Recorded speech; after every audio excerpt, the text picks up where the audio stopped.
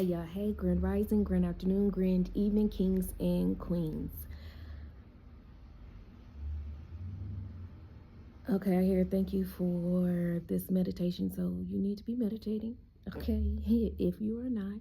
And if you're unsure what meditation is for you, to start with, you can sit quietly with yourself and those thoughts that come. Because when you try to quiet the mind, sometimes it can become overwhelming and so many things may come. Try not to get stuck on one thought and experience it, but don't allow it to yourself to attach to it to where you can't let everything move through you. Okay, so the first card is Alafia, which says no harm can hurt those who live in peace with themselves. Okay, and the second card is Oshi, which is the shine of gold fascinates, but it also dazzles. Okay, so this is the negative aspect. This is the positive aspect, and this comes from the African Gods Oracle deck that I have. Do do do do do do do do do. Okay, so the Orishas are Orunmila and Ishu, and the keywords is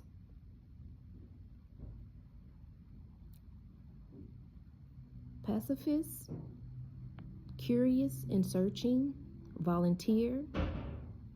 Oh, I'm sorry, this is a positive aspect. Because the color, sorry, I thought it was a negative. This is a positive aspect. I'm trying to, hold on. It's the other one. The Oshi is the negative aspect. Comprehensive, great humanitarian sense. Okay. Have you ever asked yourself what you need to live in peace?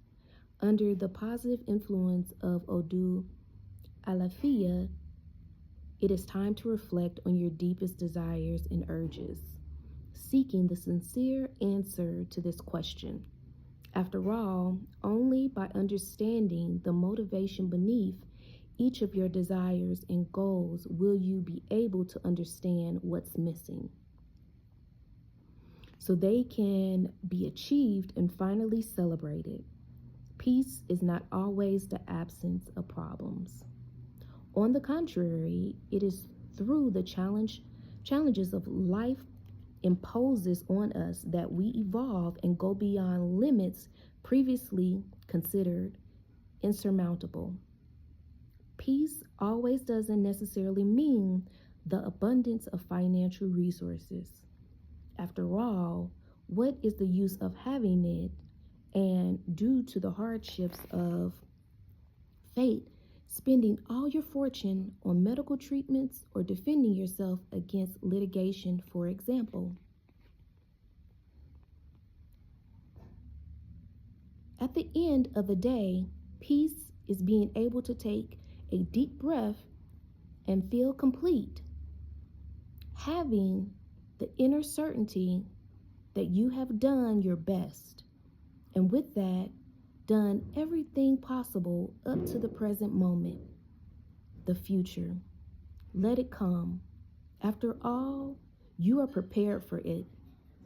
Generosity towards the understanding of your fellow humans are your greatest qualities in the moment of life, and you will find yourself more empathetic than usual.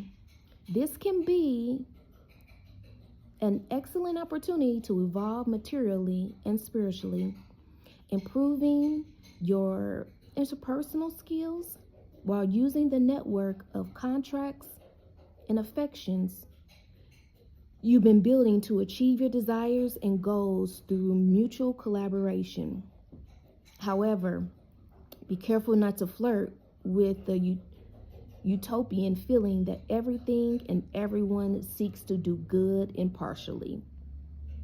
By finding the balance between what's real and what's imaginary, reconciling your personal interests and desires with those of people around you, whether they are dear to you or unknown, you will be able to accomplish great things for yourself and for all those around you, building a legacy that will surely last for generations.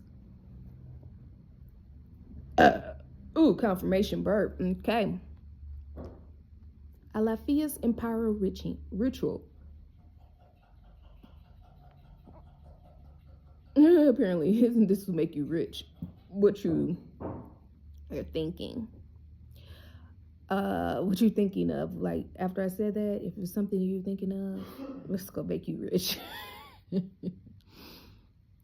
On a waxy moon Sunday, cook a bowl of white hominy, white corn, and reserve the cooking water. Let the hominy and cooking water cool. Put the hominy in a white pottery or ceramic bowl. Stew a white flag and write your wishes on it. Then paint 16 indigo dots on the flag and place it on top of the hominy. Put your offering in the highest place possible and light a 7-day light blue candle in front of it, praising all Orishas to protect you and your dear ones, bringing peace and love whatever life challenges are, and giving you peace of mind and the tranquility to make righteous decisions. To the hominy cooking water, add a gallon, which is 4 liters of clear water, and a pinch of indigo powder, and use it as a bath first thing in the morning without speaking to anyone beforehand. After the candle has burnt, leave the hominy in a river or a garden. Let me tell you why you leave it in a river or a garden. This is Orishas, right? River, you're giving it back to the element of water. Now, whatever Orisha that you identify with, you're probably going to mention when you give it back, right? And you don't just give it back without saying none. You give it back and you say thank you to whatever Orisha, right? But you're giving it back to, or you can say, you're giving it back to the element of water, right? If you're giving it back to a garden, you're giving it back to the element of earth. And I'm called to say, if you give it to fire, you're giving it to the element of fire. Now, it's up to you. This one says to give it back to river or garden. It's up to you to give it back to whichever element you choose to give it to, right? Now, I'm inclined to tell you that if you are a water element, try, if you can, and if you access to water, you can give it to the water. If you're an earth element, try to give it to a garden, right? Water is ever flowing, right? It's going to be wherever it needs to be, the ebbs and flows. A garden, you give it to a garden, you are contributing to the growth of whatever plants that are around, and you're pouring into, because all those things that you said were things that were of a positive nature. You're giving love back to a garden. You want to pour into the garden. Okay. So the card, the negative aspect, the Oshi. Oof. The shine of gold fascinate, but it dazzles, honey. Oof. Oof. Okay. Keep in mind that this is a negative aspect. And what comes to mind when I see this card is everything that glitters is not gold, honey.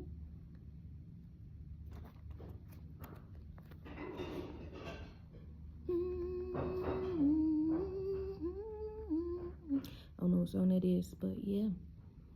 The Orishas are Aya, Mi, Akba, the eldest mothers.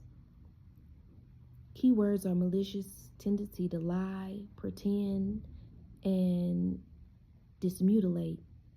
Emotionally dependent, greedy, jealous, and vindictive.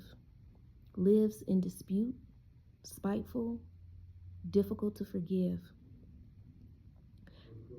How much heartache and unrequited love under the influence of Odu Oshi. In its negative aspect, it seems almost impossible to find someone who returns all the love you have to give. But it is really better to be in bad company than to be alone. Harder than allowing yourself to be loved is learning to love yourself. Facing up to your worst faults so that you are able to correct them. Therein lies one of the biggest challenges for your personal revolution. To look inside and recognize yourself, empowering your skills, but working on your issues to reach the best version you can be.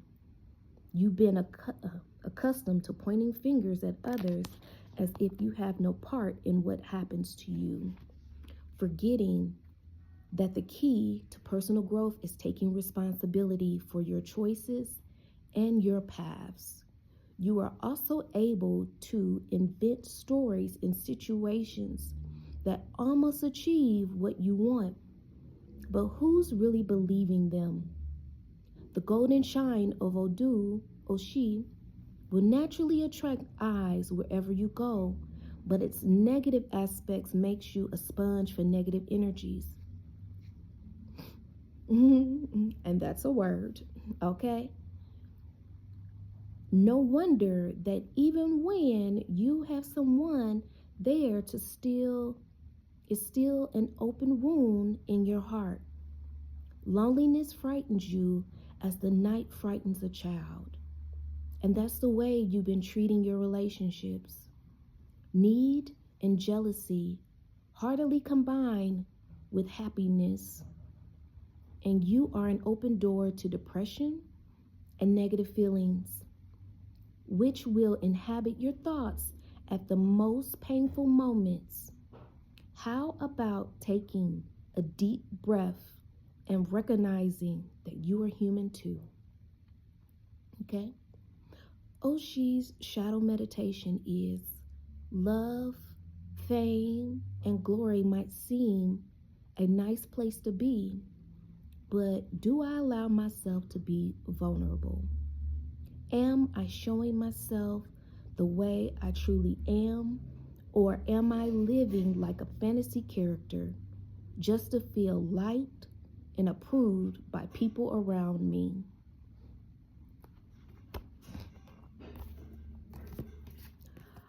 Authenticity is, I heard, required, okay? Being authentic. Don't be afraid to be hurt by someone because you are being authentically yourself. Being fake, wearing a mask, it hurts you. It hurts you because at some point, the character has to come out of its role.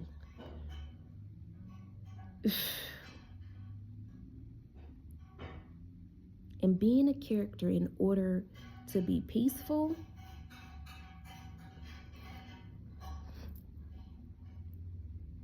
is fake. Because at some point, you have to, or you'll be called to, or forced to reveal who you truly are. I understand that people wear masks, but if you're receiving this message, you are called to stop faking. Just for fake peace, because it is fake peace. And not be afraid of showing your true self, because people will accept you. Don't be afraid of a person not accepting you.